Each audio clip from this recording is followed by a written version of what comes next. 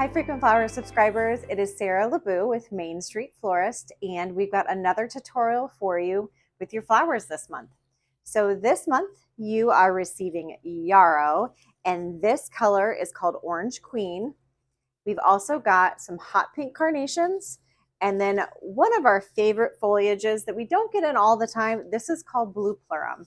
Definitely gives us a really good like wildflower garden feel. So fun to work with. So today's tutorial, I'm going to show you how to arrange in the arranger. This is something we have here at Main Street Florist. Now, if you don't have this or you don't want to purchase one here in the shop, you could do something very similar at home.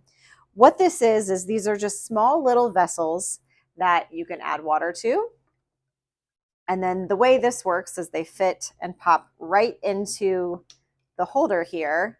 But you could do something very similar at home if you had small bud vases. Maybe you've got little recycled bottles. I even think when you go to the dollar store, if you look at the salt and pepper shakers, something that size. A couple other options could be mason jars, or if you've got old candles that you've kept the glass and recycled, something like that that you can use at home and make a similar tablescape like this would be perfect. So I give you the challenge to find something to reuse or repurpose, or look at something like what we have here at the shop, the arranger. I'm going to go ahead and fill all these up with water.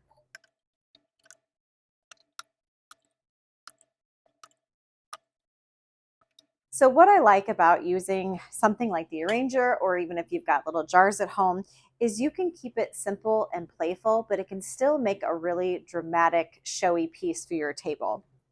This is great if you've got company coming over, or you just want a little, something special for yourself. With this Bupleurum, we can cut this apart into a couple of different pieces. So see how it has these really long laterals? I'm going to trim those apart, and I'm going to remove these bottom leaves. I don't want them to hit the water in the little vessels, but also usually the bottom leaves on Bupleurum get a little beat up. These are very thirsty drinkers, so you want to make sure you're watching your water line. And if they start to get droopy, give them a fresh cut and place them into water very quickly. Just like our skin, flowers start to heal as soon as they've been cut. Guys, I'm going to tell you, it never fails. Every time I go to shoot these videos, my phone says storage full, and I keep talking and thinking it's recording, and it's not. So magic of film, all of our Bupleurum is in place. I cut these laterals apart and just placed them wherever my heart desired. There's no rhyme or reason. Next up, carnations. Now, carnations get a bad rap. Not everybody loves them, so they think they're kind of boring. I beg to differ. They're not boring. They come in so many colors, and there's so many ways we can manipulate them to jazz them up a little bit. So here's your standard carn. Lots of times they come in a little tighter. You can really handle these and manipulate them to open them up a little bit more to give a nice full look.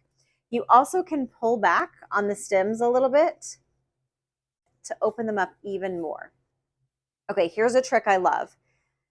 We can go in with our full carn like this, or we can pull out some of these center petals and make it look like a completely different flower. Lisianthus is a type of flower that we will get sometimes with our flower subscription. We use it a lot in weddings. When we pull out the center of this carnation, it really starts to look more like a garden flower, more like that Lisianthus, where it sort of has that open mouth. How fun and different is that? So we can go in with a flower like that. Now, if you're really daring, this is not going to be for everyone, but some of you are just weird enough to try it. This is how I love to use carnations. If I'm just looking for another texture, maybe an element that's really interesting, this is a carnation with all of the petals removed. So if you took all the petals out, this is what you would get, this fun little pod. So that's another way you can play with your carnations. I'm going to go ahead and give these a trim as I place them. I'm going to put a little bit more height in the center. Maybe one over here. Pop that one in there. What I'm keeping an eye on is that I don't want all of my flowers to end up in a perfectly straight line. By giving them different heights, you're adding kind of dimension to the arrangement. It's more interesting to the eye and is definitely going to give us more of that garden feeling that we're looking for, that it's sort of natural. You know, nothing grows all the same height in nature. Same when I go in with my yarrow. I'm going to leave a few longer, have a few shorter. Oh, he hides my pod. Let's go there. And again, there's no rhyme or reason. I am just sort of playing. And if you've got different height vases, that would even help to give you some dimension.